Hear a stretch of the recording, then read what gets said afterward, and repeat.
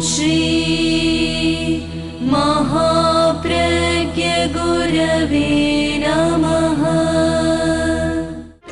जिसके सांसों में रहता है शाश्वत शांति का स्पंदन, उस महाप्रज्ञ को वंदन, उस महाप्रज्ञ को वंदन।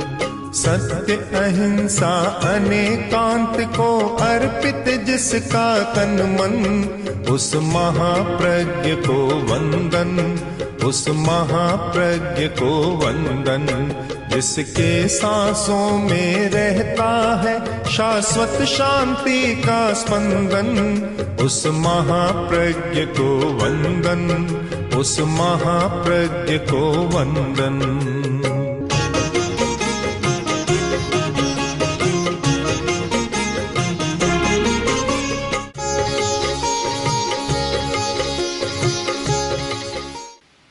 हम देखते हैं और हमारे सामने प्रश्न भी आता है कि भगवान महावीर हुए जिन्होंने अहिंसा का सर्वोत्तम एक संविधान दिया था। भगवान बुद्ध हुए जिन्होंने करुणा का बहुत महत्वपूर्ण सूत्र दिया था। योगीराज कृष्ण जिन्होंने अनासक्ति का एक सुंदरतम विश्लेषण किया था, बहुत महत्वपूर्ण अनासक्ति का, कर्म और अकर्म का एक महत्वपूर्ण दर्शन दिया था। और राम का पूरा जीवन ही एक उदाहरणमय बना हुआ है। इतने इतने बड़े बड़े लोग फिर बाद में भी बहुत हुए हैं, बाद में भी अनेक हुए हैं। शंकराचार्य जैसे, नानक आदि आदि कितने लोग हुए हैं और जिन्होंने शांति और अहिंसा के बारे में इतना कहा, पर आज भी तो अशांति है। आज भी तो एक आदमी में आक्रामक मनोवृत्ति है, आज भी उत्तेजना है, सब कुछ है। तो फिर क्या फर्क पड़ा? इस प्रश्न पर विचार करें तो पता चलेगा कि कोई भी कार्य व्यक्ति से आगे नहीं चलता। समाज की व्यवस्था भी बनती है तो कुछ व्यक्ति ऐसे आते हैं कि उस व्यवस्था को बदल देते हैं। जैसे हो रहा है, एक सरकार कोई काम करती है, दूसरी सरकार आती है तो उसको बदल देती है। यह तो एक क्रम है, कोई लोह की लकीर नहीं है जो कि बदले नहीं।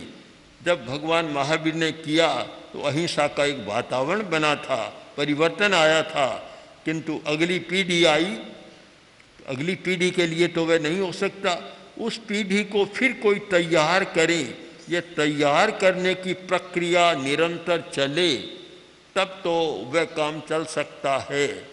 एक पीढ़ी को अच्छा किया, दूसरी पीढ़ी के अपने आवेश है, अपने इमोशन है, अपना चिंतन है, वह बदल जाएगी जब तक उस पर कोई प्रयोग नहीं किया जाए।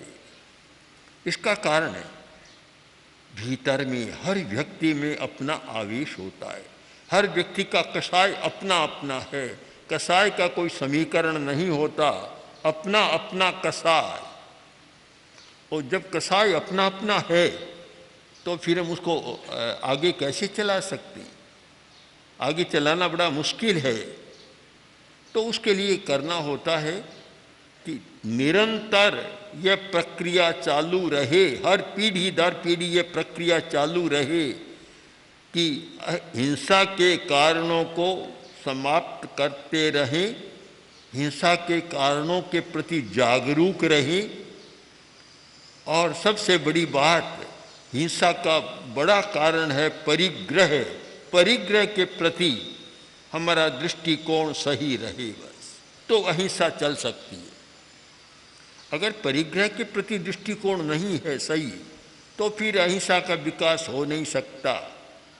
तो इसलिए आवश्यक है कि दृष्टिकोण बदले, धन के प्रति दृष्टिकोण बदले। मैं तो मानता हूँ आज की बहुत सारी समस्याओं का समाधान है धन के प्रति दृष्टिकोण का परिवर्तन और धन के प्रति सम्यक दर्शन।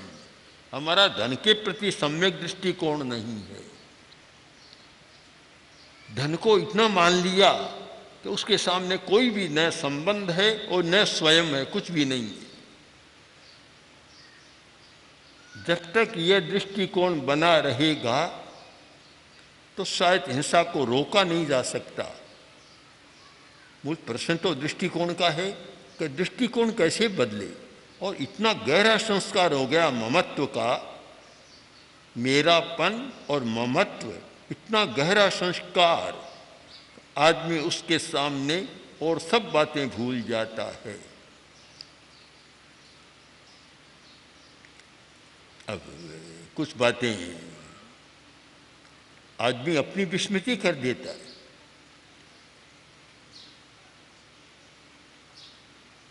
चाहे हम व्यंग माने, कोई रूपक माने, पर एक अंतर्वृत्ति को एक उजागर करने के लिए बहुत सुंदर रूपक है। एक लड़का बोला, युवक बोला कि मेरा दादा बहुत भुलक्कड़ है, बहुत भुलक्कड़ है। उसने कहा क्या, कौन सी बात है ऐसी, बताओ कोई चमत्कारी बात बताओ ऐसी भुलक्कड़पन की। कि इतना भुलक्कड़ है कि एक दिन आया तो घड़ी को तो अपने पलंग पर बैठने पर रख दिया, जो सामने घड़ी रखनी मेज थी उस पर जाकर स्वयं बैठ गया। ये पता नहीं रहा कि कहाँ घड़ी रखना, घड़ी को तो सोने के स्थान पर रख दिया, वहाँ जाकर बैठ गया। उसने कहा तुम्हारा इतना ही है, देखो मेरे दादा की बात सुनो, बड़ी विचित्र कहानी है। क्या, आया था बाहर से, घर में थोड़ी देर बैठा, अब वो पान खा रहा था, पीक थूकना था, तो वह तो खाट पर थूक दिया और स्वयं नीचे कूद गया। बाहर थूकना था, स्वयं कूद गया, उसको खाट पर थूक दिया। हम इसको चाहे व्यंग माने, रूपक माने, कुछ भी माने, पर इसका निष्कर्ष तो यह निकलता है कि घड़ी का जो मूल्य है वह अपना नहीं है। घड़ी को तो सुरक्षित रखना चाहता है, स्वयं कहीं जाकर बैठ जाता है, स्वयं कूद जाता है, छलांग लगा देता है ऊपर से, पर वस्तु को वह नीचे नहीं डालना चाहता। बहुत ही एक मार्मिक व्यंग है कि आदमी का सारा ध्यान परिग्रह में कैसे अटका हुआ है कि जहाँ परिग्रह है वहाँ स्वयं गौण हो जाता है। अब हम विचार करें कि ये स्थिति है, इस स्थिति को कैसे बदला जा सकता है, इस पर विचार करें। और यह स्थिति क्यों बनती है इस पर भी विचार करें। तो बनने का कारण है कसाय। कसाय कसाय के कारण सारा ऐसा होता है। जब यौगलिक युग था उस समय हिंसा बहुत कम थी, बहुत कम। यौगलिक युग में जितनी कम हिंसा थी उतनी तो शायद पता नहीं साधु के जीवन में भी कठिन हो जाएगी, इतनी कम हिंसा। तो इसका कारण क्या कि शांत क्रोध था, उनका क्रोध शांत था, अभिमान भी शांत था, लोभ भी शांत था, और ये सब कसाय की वृत्तियां शांत थी। इसलिए न तो कोई परिग्रह का संग्रह और न कोई हिंसा, एक साधारण जीवन जीते थे। तो हम इस सच्चाई को समझ सकते हैं कि जब क्रोध उग्र होता है, अहंकार भी प्रचंड होता है, लोभ सीमा से परे होता है, तब व्यक्ति को हिंसा की तरफ जाना पड़ता है। हिंसा को कम करने का उपाय है क्रोध, अहंकार, लोभ आदि कसायों पर और उनसे पैदा होने वाली वृत्तियों पर अगर हम नियंत्रण कर सकें, शांत कर सकें। तो फिर अगला प्रश्न है कैसे करें? क्या ये शांत हो सकते हैं? हो सकते हैं, हो सकते हैं। होने का साधन ध्यान। ध्यान एक अनुपम साधन है। ध्यान बहुत बढ़िया साधन है। क्रोध आदि को शांत करने के लिए ध्यान सर्वोत्तम साधन है। स्वाध्याय भी साधन है, पर उसे सर्वोत्तम नहीं कह सकते। इसका कारण कि ये सब पनपते हैं चंचलता के सहारे। चंचलता का आधार मिलता है, क्रोध को बढ़ने का मौका मिलता है, अहंकार को बढ़ने का मौका मिलता है, लोभ को भी बढ़ने का मौका मिलता है। और जब मन की चंचलता कम होती है और हमारी एकाग्रता बढ़ती है तो फिर क्रोध आगे नहीं आ सकता, क्योंकि चंचलता का सहारा चाहिए। वो चंचलता के बिना आ नहीं सकता। किसी व्यक्ति को क्रोध आ रहा हो, हर 1 मिनट के लिए, आधा मिनट के लिए श्वास को रोक दे, क्रोध नहीं आ सकेगा। क्योंकि क्रोध जिस वाहन पर चढ़कर, जिस कार पर, बहुत बढ़िया कार है, जिस पर चढ़कर आ रहा था, उस कार को तो ढकेल दिया। अब बेचारा पैदल चल नहीं सकता, कैसे आएगा? श्वास को शांत करें, मंद करें, अथवा श्वास का संयम करें, कुंभक करें, क्रोध आता आता रुक जाएगा। साधन विहीन हो गया क्रोध। बिना साधन अपने पैरों से चलता नहीं। ये जितने कसाई हैं ये सब पंगु हैं, अपने सहारे नहीं चलते, दूसरे पर चढ़कर, दूसरे के कंधे पर चढ़कर चलते हैं। और जब कंधा दे रही थी चंचलता, और जब हमने श्वास प्रेक्षा के द्वारा चंचलता को कम कर दिया, मन की चंचलता को, तो बेचारे कैसे करेंगे? बहुत अच्छा उपाय है। किसी व्यक्ति को क्रोध आ रहा हो और वह आधा मिनट के लिए नाक बंद कर लें, श्वास को रोक लें, कुंभक या श्वास संयम करें, तत्काल क्रोध वहीं ठहर जाएगा, आगे आ नहीं सकता। क्योंकि कैसे चलेगा? पंगु है वह, चलेगा कैसे बिना सहारे के? चल नहीं सकता। तो उसका, इसीलिए मैंने कहा इसका सर्वोत्तम उपाय है ध्यान। और ध्यान का मतलब चंचलता को कम करने का अभ्यास। सारी चंचलता एक साथ नहीं मिटती, पर हम अभ्यास शुरू करें कि चंचलता कैसे मिटे। और जब अभ्यास शुरू करते हैं कठिनाइयाँ भी आती है और चंचलता का प्रतिरोध भी होता है। बार बार इतने विचार आने लग जाते हैं। अनेक भाइयों ने बताया कि जब हम घर में बैठे होते हैं, दुकान पर बैठे होते हैं, कहीं भी बैठे होते हैं, इतने विचार नहीं आते। जैसे ही ध्यान करने बैठते हैं एक साथ विचारों का तांता शुरू हो जाता। ये क्या? मैंने कहा ये तो बहुत स्वाभाविक है। चंचलता से तुम्हारा इतना परिचय है, इतना परिचय, इतनी गाढ़ मैत्री, और तुम्हारे साथ चंचलता रह रही है। अब एक साथ तुम बाहर निकालना चाहो तो वह प्रतिरोध तो करेगी। कि किसी 10 वर्ष वाले किराएदार को भी घर से निकालना चाहो तो वह लड़ाई झगड़ा करेगा। तो भला चंचलता तो इतनी पुरानी हो गई, पता नहीं कितने जन्मांतरों से तुम्हारे बराबर साथ चल रही है। अब तुम उसे निकालने का प्रयत्न करो, क्या प्रतिरोध नहीं होगा? बहुत स्वाभाविक है, प्रतिरोध होगा। अब परीक्षा वही होती है कि अगर विचार आए, ध्यान में बैठे विचार बहुत आए, तुम हिल गए तो चंचलता सफल हो गई। तुम पक्के रहे कि कोई भी विचार आए, आते जाएं, मैं देखता रहूँगा, उनमें डूबूंगा नहीं, तो तुम सफल हो जाओगे। चंचलता का आसन हिल जाएगा। चंचलता जब आती है, विचार बहुत आते हैं ध्यान करते समय, निर्विचार अवस्था एकदम प्राप्त नहीं होती, बहुत कठिनाई से निर्विचार अवस्था हमें प्राप्त होती है। अब चंचलता आती है, बस उस समय सावधान रहने की जरूरत है। प्रेक्षा का मतलब यह देखना, देखो, बस विचार आया, विचार को रोको मत, विचार को भी देखने लग जाओ। विचार को देखो, रोकोगे तो और उल्टी प्रतिक्रिया होगी। किसी को रोको मत, देखने लग जाओ। जब देखोगे तो चंचलता को लगेगा कि व्यक्ति अब जागरूक हो गया है वह भी धीरे धीरे कम होने लग जाएगी। ध्यान के समय विचार आते हैं, श्वास पर ध्यान दो अथवा विचार प्रेक्षा करो, विचार को देखना शुरू कर दो। एक प्रयोग है विचार प्रेक्षा। जो भी विचार आ रहा है उस विचार को पढ़ना शुरू कर दो। जैसे एक छोटा बच्चा स्कूल में जाता है और प्रारंभ से ही जब वर्णमाला सीखता है, ABCD या क ख ग सीखता है, तो एक एक अक्षर बोलता है, क ख ग घ ङ।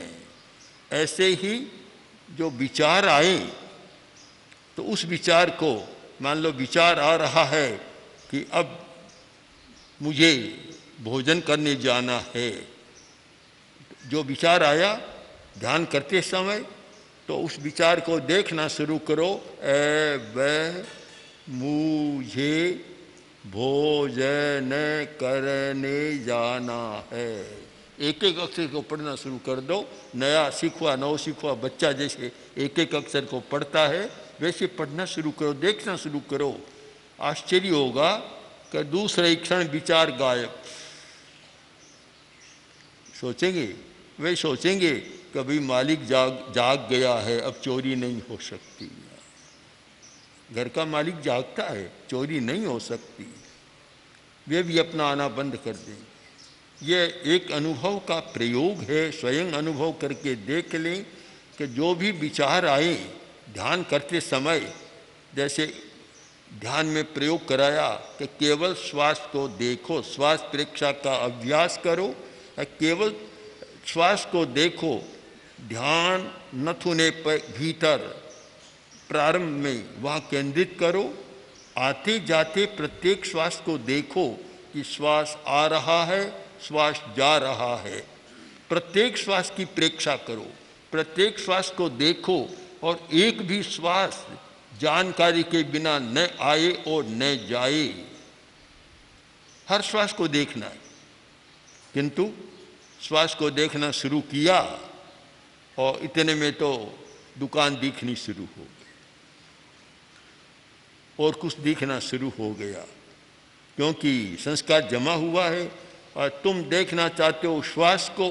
संस्कार जमे हुए वस्तु को देखने का, पदार्थ को देखने का अभ्यास रहा है तो वह सामने आने लग जाएगा। एक बार छूट भी जाएगा, किंतु जैसे छूटे और फिर से सावधान बन जाओ कि मुझे श्वास देखना है, फिर शुरू कर दो। यह कुछ देर तक चलेगा। कभी श्वास, कभी पदार्थ, कभी व्यक्ति सामने आते जाएंगे, किंतु लक्ष्य पक्का है, दृढ़ निश्चय है कि मुझे श्वास को देखना है और चंचलता को कम करना है, एकाग्रता का विकास करना है। तो देखना शुरू करो और देखते देखते जब दृष्टा बन जाओगे, दृष्टा देखने वाला दृष्टा बन जाओगे, तो एक दिन, 2 दिन, 3 दिन के बाद ऐसा होगा कि देखना तो प्रमुख बन जाएगा और विचार कम हो जाएंगे। कभी कभी आ जाएगा, कोई बात नहीं, आ सकता है, पर विचारों का सिलसिला नहीं बनेगा, तांता नहीं बनेगा और विचार कम हो जाएंगे। तो ये देखना, ये चंचलता को कम करने का बहुत बड़ा उपाय है। श्वास को देखें, हमारी एकाग्रता बढ़ेगी और जब चंचलता कम होगी, इसका मतलब है कि सैकड़ों बीमारियों का एक इलाज, एक साथ समाधान। चंचलता के कारण आदमी कितना दुख भोग रहा है, शायद चिंता नहीं करता। मैं बहुत बार पूछता हूँ कि दुनिया में दुख ज़्यादा है या सुख ज़्यादा है। पता नहीं मेरे सामने बैठे लोग क्या कहेंगे, पर बहुत बार लोग बता देते हैं कि दुनिया में दुख ही दुख है, सुख है कहाँ। सारा दुख ही दुख तो है, पर सच्चाई ये नहीं है। दुनिया में सुख ज़्यादा है, दुख तो बहुत कम है।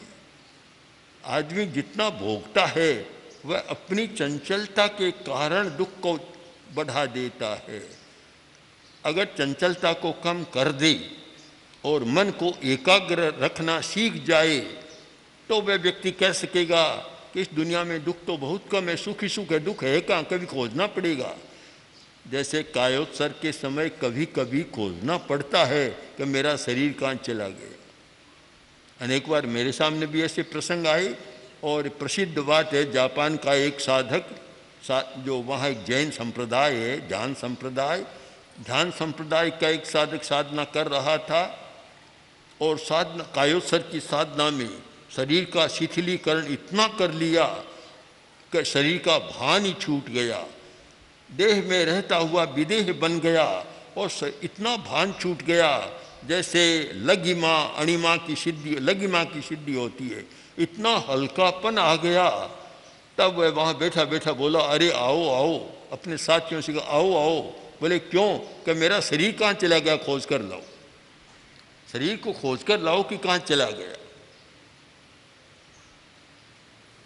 जब ये स्थिति बनती है तो फिर एकाग्रता की साधना करने वाला भी कहेगा, अरे कहते हैं इतना दुख है, कहाँ है दुख, मुझे बताओ दुख है कहाँ, कहाँ मिलता है दुख, कहाँ मिलता है, पाली में मिलता है, जोधपुर में मिलता है, आगे जाए तो दिल्ली में मिलता है, मुंबई में मिलता है, कहाँ है दुख, है कहाँ, कोई स्थान नहीं मिलेगा।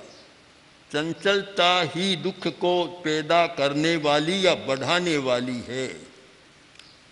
पैदा तो करने का कारण कसाय है ही, पर बढ़ाने वाली कौन?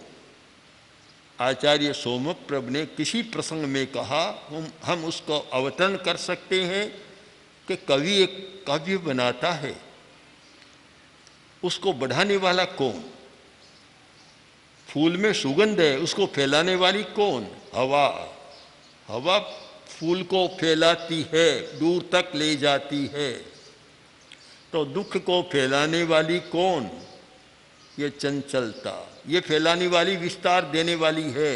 अगर ये चंचलता न हो तो उसे विस्तार नहीं मिल सकता। इसलिए हम उपसंहार करें कि समाज का आधार है अहिंसा। हिंसा का कारण है व्यक्ति का अपना भीतर परिग्रह, और परिग्रह भीतर का दोष है और वह व्यक्ति को चंचल बनाता है। सारी चंचलता परिग्रह से जुड़ी हुई है।